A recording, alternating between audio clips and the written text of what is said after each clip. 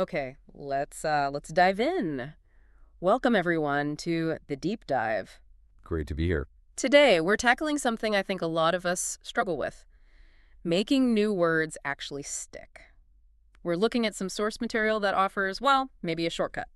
Yeah, definitely aiming for a shortcut. It's all about strategies for learning vocabulary that go like light years beyond just writing a word down 50 times. That old rote memorization thing. Yeah. It's just draining, isn't it? Totally braining and often kind of useless after a week. So the sources we're digging into today really focus on a different angle. They argue that learning new words should be part of the fun stuff you already do. Integrating it into your passions. And this really hits on what learners often want. They ask, why do words just vanish? You learn them, maybe if you use them once and poof, they're gone. Right, like smoke. Exactly. And the sources suggest it's because the words are just abstract. They're not connected to anything real, anything emotional in your daily routine. They just float there unconnected. So, our mission, our deep dive today, is to pull out the practical stuff, the science of making words stick, maybe. How do we link that abstract word, like kiln, to something concrete? Yeah, connecting it to things you already enjoy, your hobbies, your passions, Yeah. and crucially, the sources say, linking it to physical actions. Doing something with the word. That makes sense. So it's not just in your head, it's in your hands, in your environment. Precisely. That connection, that's the shortcut they're talking about. It's about getting that knowledge quickly and thoroughly, but without that feeling of being totally overloaded with information. So the big idea, the central theme we're exploring is that learning English, or any language really, doesn't have to feel like, drudgery, like homework. Right. It can actually be woven into your fun time, your routine, your daily life, specifically through those hobbies you're already pouring hours into. It's kind of shifting the perspective, isn't it? From I have to study to I'm experiencing this thing I love just with new words. Exactly. Making it almost frictionless. Using the energy you're already happy to spend on something you enjoy. Okay, so let's really unpack that core idea, turning study time into playtime. If you're someone who, say, spends Saturday afternoons gardening, or maybe you're deep into online gaming, or you love baking, Yeah, whatever it is. the sources argue that if you focus your vocabulary learning right there, in that activity, the mental resistance just drops, maybe close to zero. Why is that specific state, relaxed, happy, engaged, so good for remembering things? Well, the analysis in the sources digs into the brain chemistry, actually. When you're doing something enjoyable, your brain releases dopamine. We all know dopamine feels good, but it does more than that. Okay. It essentially acts like a biological save button. It signals to your brain, hey, this experience is important, it's rewarding. And that makes the brain way more receptive to soaking up new information linked to that pleasant feeling. Okay. So it's not just feeling good, it's actively telling your brain, remember this moment, remember what's happening. Pretty much, including the words associated with that successful, enjoyable thing you just did. So thinking about the opposite.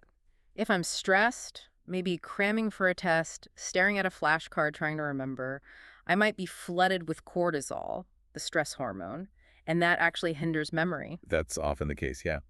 Cortisol can interfere with memory formation and recall. But if you learn the word, say, whisk, while you're actually successfully making a fantastic hollandaise sauce, Hollandaise. right, that word whisk gets tied to the satisfaction, the smell, the taste, the success, and that dopamine reward. It's a totally different chemical environment for learning. So the memory isn't forced, it just happens more naturally. You stop associating the word with the stress of must remember and start linking it to, that was good. Exactly. That's what the sources mean by a living language approach. The words become part of your lived, felt experience. The sources give some really neat examples of how different hobbies tap into different memory pathways. Let's talk about music first, like learning guitar. Okay, yeah. Music is a great one. If you're learning guitar, you've got repetition baked right in. Think about learning lyrics that's pure repetition in a melodic context. And the technical terms too, right? Like chord, fret, strum. Definitely. You're hearing those terms, strum, pick, capo, over and over in lessons or tutorials. Plus, you're performing actions physically fretting a C chord, doing a particular strum pattern. That combines auditory memory with motor memory. Action, sound, repetition. Yeah, and repetition is fundamental for memory. We know that. But repetition combined with rhythm, melody, and the pleasure of making music. That's way more powerful than just drilling a word list. Okay, what about something like photography? That feels very different, more visual, maybe. It is, and the learning context is often super functional, very immediate.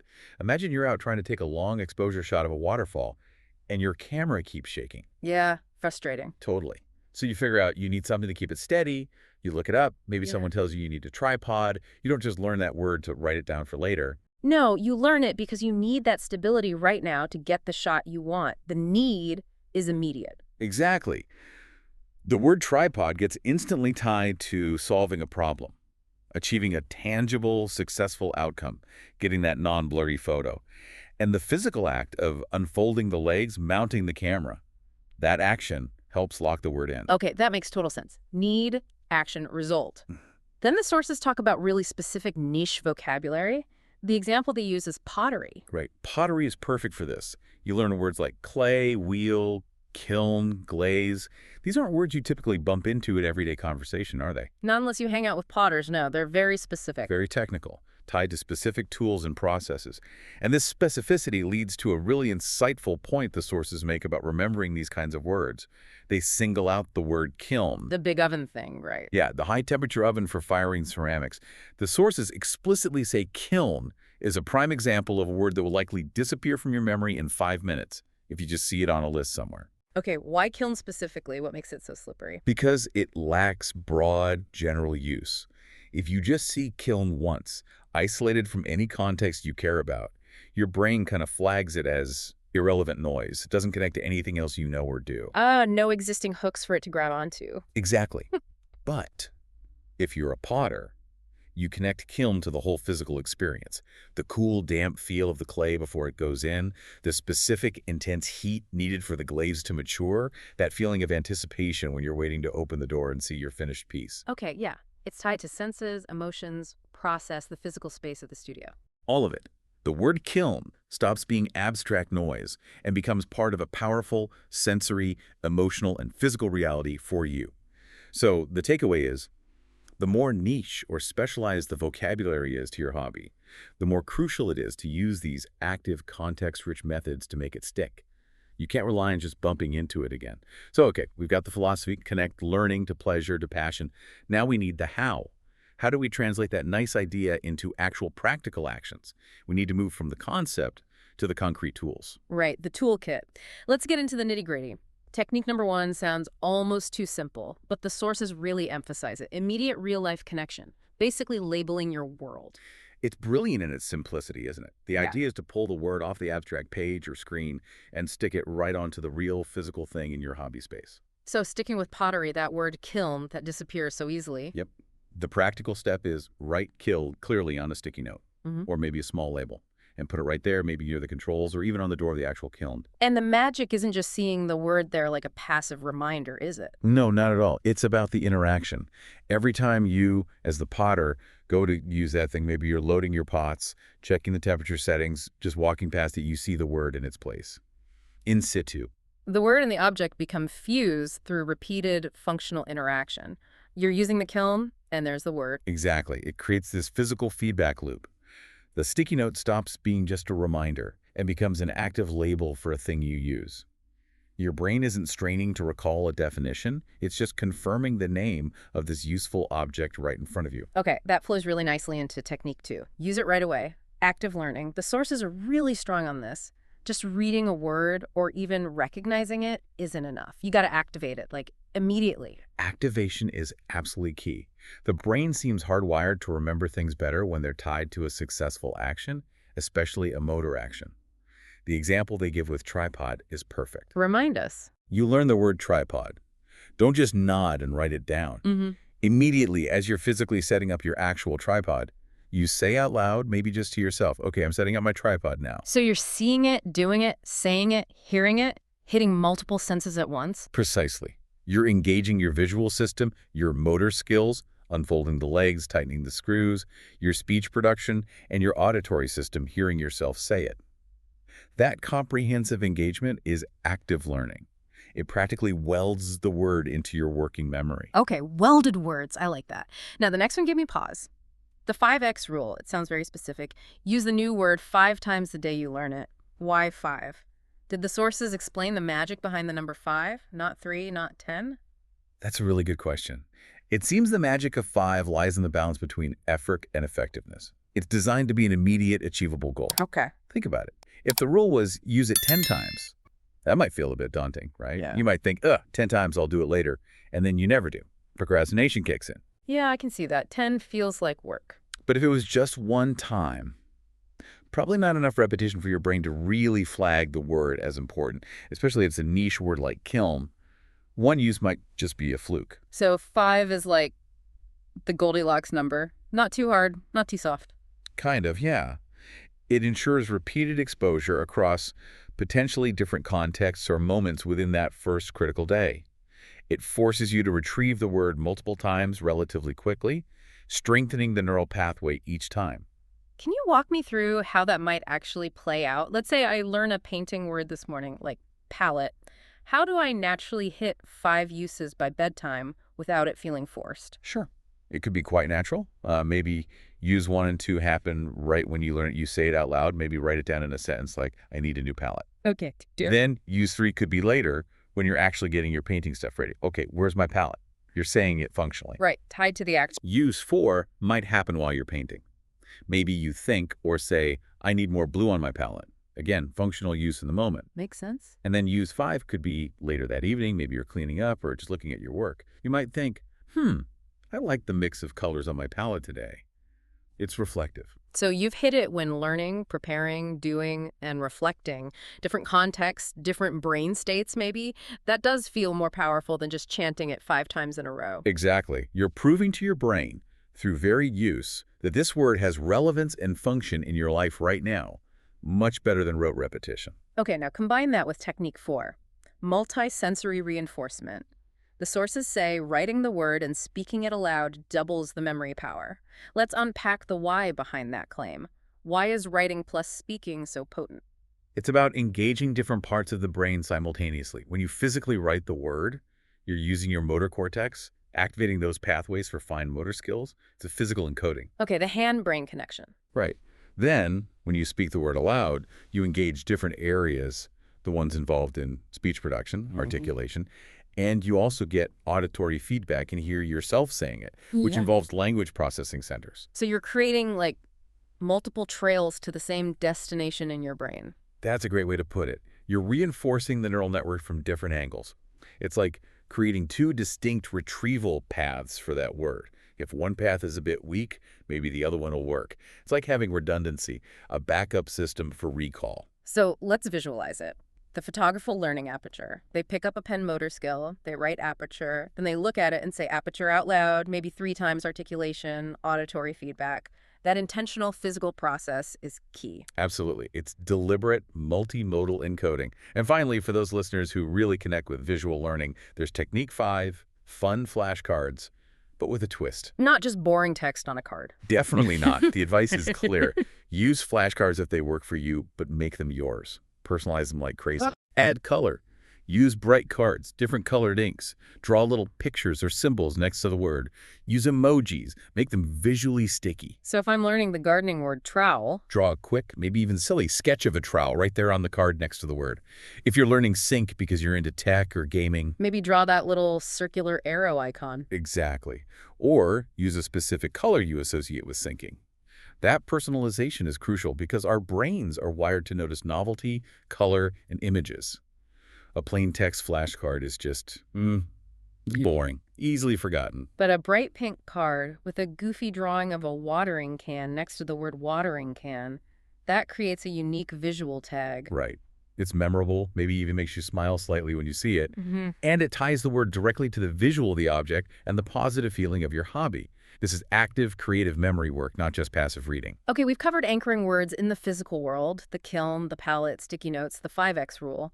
But let's be real, our hobbies, our lives, are increasingly digital now. Very true. Screens are everywhere. So how do we use that? How can we leverage technology for that sort of effortless, continuous exposure, making the learning almost automatic just by living our normal digital lives? This is a really important piece of the puzzle.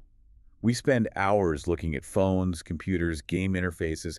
If we can subtly shift those interactions towards English, we get massive exposure frequency with very little extra perceived effort. Low effort, high frequency. Sounds good. It's a powerful combo.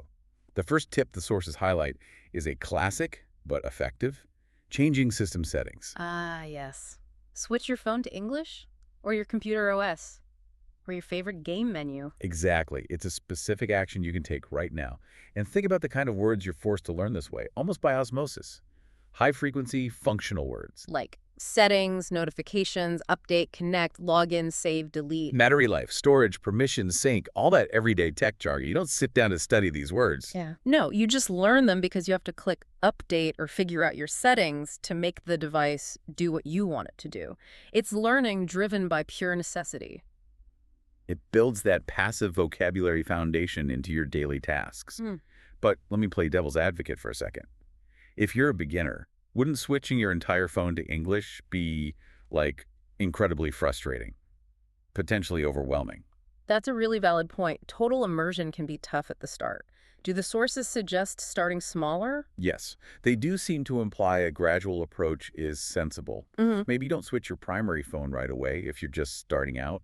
Perhaps start with something less critical. Right. Like the settings on a specific game you play a lot. Yeah. You probably already know the menu structure intuitively, right? Yeah. You know where the inventory or map buttons are just by muscle memory. Yeah, usually. So if you switch the language to English, you're basically just mapping the new English words, inventory, map, quests onto functions you already understand. You're leveraging your existing navigational memory to learn the language labels.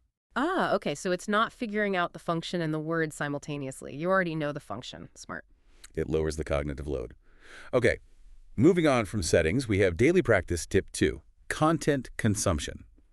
This is about being intentional with the media you consume related to your hobby.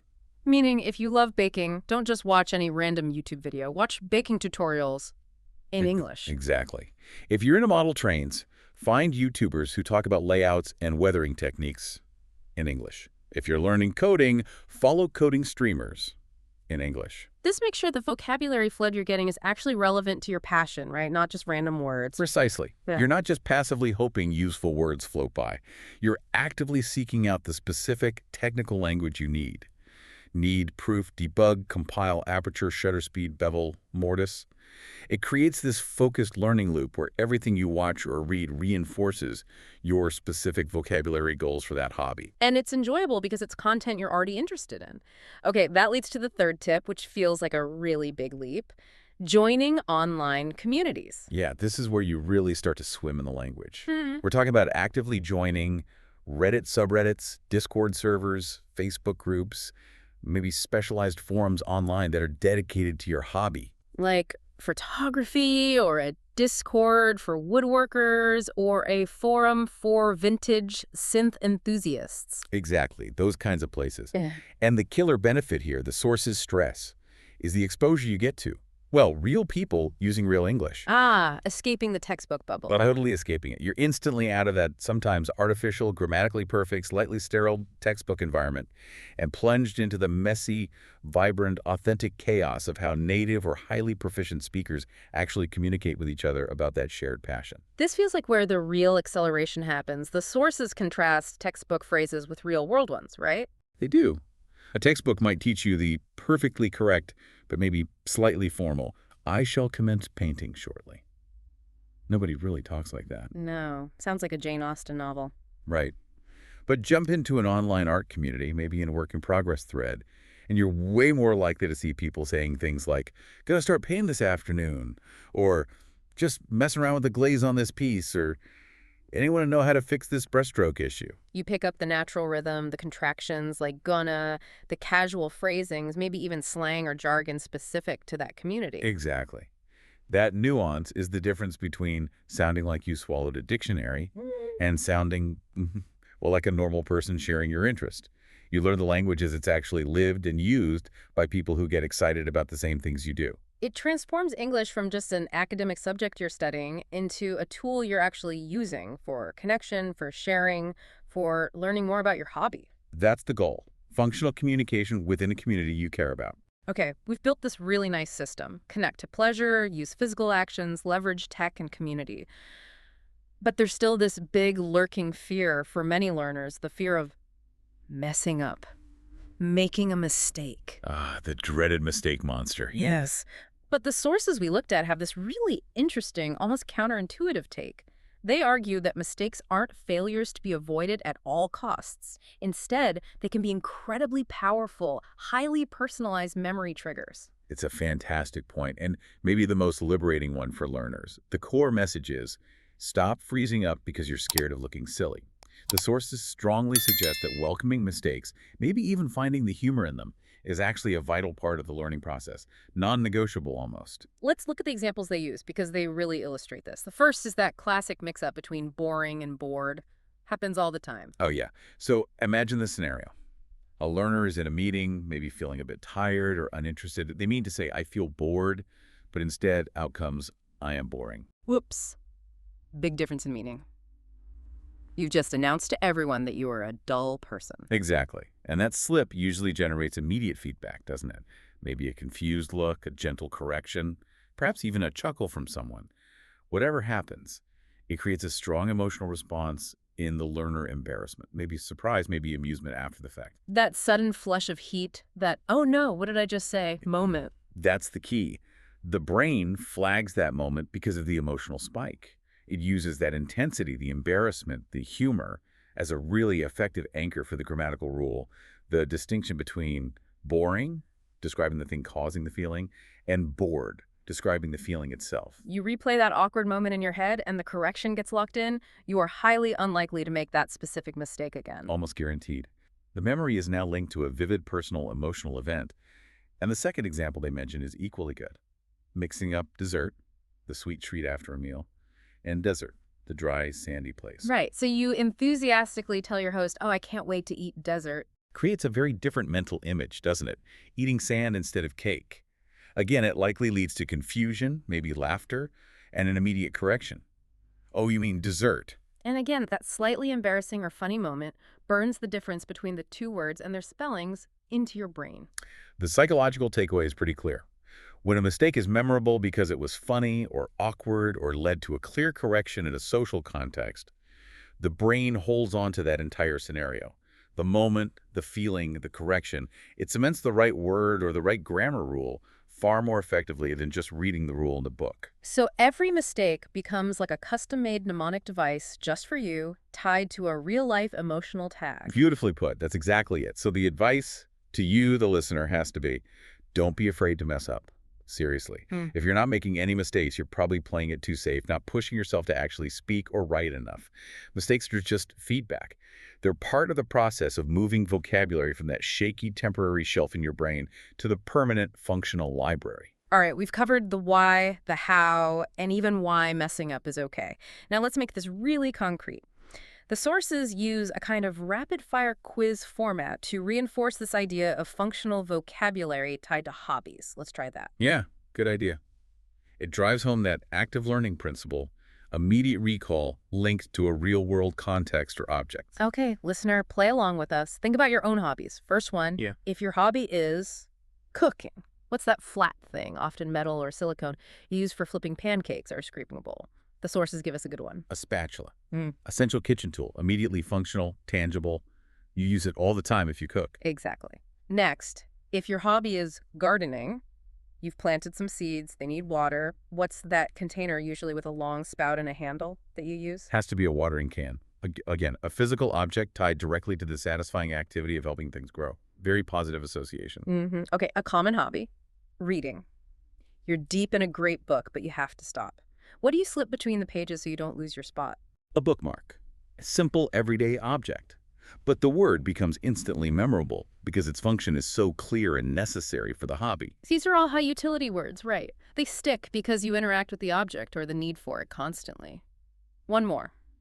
Maybe your hobby involves fixing things around the house, DIY stuff. What's the tool you use to bang nails into wood? Gotta be a hammer. Another perfect example. Functional, physical. These words often bridge the gap between hobby-specific vocabulary and just general, useful, everyday English. Totally. Okay, now turning it over to you, the listener. We talked about painting earlier. We learned words like palette and glaze. Thinking about that hobby, painting, what are maybe 3 other specific functional words you absolutely need? Go beyond the obvious like paint or brush. Think materials, equipment, techniques. Yeah, push yourself a bit. What's the surface you paint on called? Usually stretched fabric. A canvas, good one. What's the stand that holds the canvas up while you work? An easel, right. Or what's the strong-smelling liquid painters sometimes used to thin oil paints or clean brushes? Ugh, turpentine. Or maybe mineral spirits, see? The key here, this active approach requires you to notice the gaps in your own knowledge related to your passion, and then proactively fill them with the relevant words. You're driving the learning based on your own needs and interests. Okay, let's wrap this section up with a really clear, actionable challenge. The sources provide a simple 3-step plan for you to try today. This is where the rubber meets the road. Yep, the Learner Challenge. It's designed to be super straightforward, manageable, and crucially, it forces immediate application. Ready? Let's hear it. Step 1. Pick one hobby, just one. Something you genuinely love doing, something you do regularly, maybe every week, and consciously decide, okay, I'm going to connect English learning to this hobby. Got it. Choose your passion playground. Step 2. Find and learn just five new English words that are specifically related to that hobby. Go for specific, useful words like kiln or aperture or spatula, not just general ones. Be targeted. 5 key terms. Step 3. This is the most important part. Use each of those 5 new words in a meaningful, functional sentence sometime today. Say them out loud, write them down, think them in context, activate them. That use it today part is critical, isn't it? It ties back to the 5X rule, the multisensory learning, getting it into your active consciousness right away. This isn't about studying for next week's quiz. Not at all. It's about making those words part of how you think and operate now. So the overall goal here isn't about forcing yourself to do your English homework. No, absolutely not. It's about, as the sources say, living it. Making the language learning feel so natural, so integrated into the fun you're already having, that you barely even notice you're studying. It just becomes part of enjoying your passion more fully. Hashtag tag outro. Wow. Okay, that was a really packed deep dive. We've covered a lot of ground on actually remembering new words, integrating learning into hobbies using that dopamine effect. Yeah, the 5X rule for that consistent, low-effort activation. Using sticky notes for that real-world physical context. And maybe my favorite, really embracing mistakes, not as failures, but as these unique, powerful memory aids. Yeah, that was freeing. It really boils down to connecting English to what you already love doing, doesn't it? Whether it's baking or gaming or gardening, Yeah, it makes the whole process feel more natural, more sustainable. absolutely. And the so what, for you, the listener, is that this approach really is a kind of shortcut. You're building vocabulary through genuine need and genuine usefulness, not through abstract exercises you'll forget next week. You learn glaze because you actually need to understand glazes for your pottery, not because it was on page 57 of the textbook. Precisely.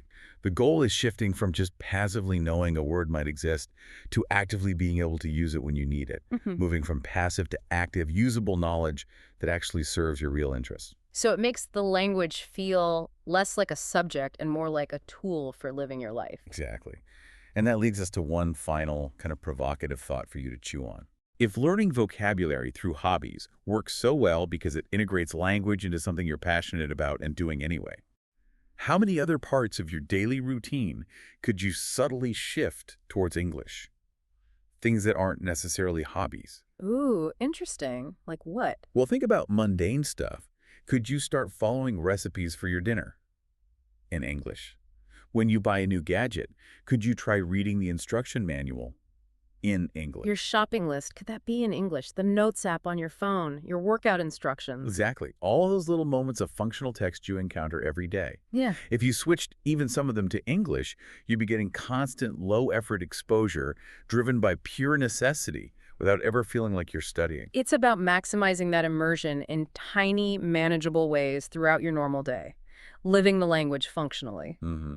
That continuous functional exposure tied to getting things done rather than to the stress of learning might be the real secret sauce that makes vocabulary finally stick. A great thought to end on. Thank you so much for digging into this source material with us today. Really fascinating stuff on making vocabulary learning, well, fun. My pleasure. Hopefully you picked up some practical ideas. Now the challenge stands. Go find 5 new words connected to your passion and use them today. Absolutely. Keep learning, keep connecting. And keep enjoying English in your life.